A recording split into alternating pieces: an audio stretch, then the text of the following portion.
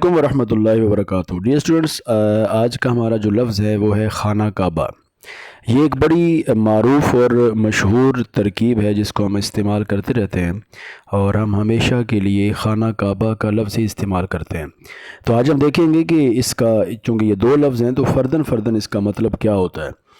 अब अगर आप डिक्शनरी में देखते हैं तो खाना का मतलब होता है घर और कमरा, और इसी तरह काबा कहते हैं चकोर और ऊंचा मकान, यानी एक ऐसा कमरा, एक ऐसा चकोर कमरा, यानी जिसके चार कोने हों और वो थोड़ा सा उभरा हुआ हो, ऊंचा हो, और इसी को आप कमरा भी कह सकते हैं।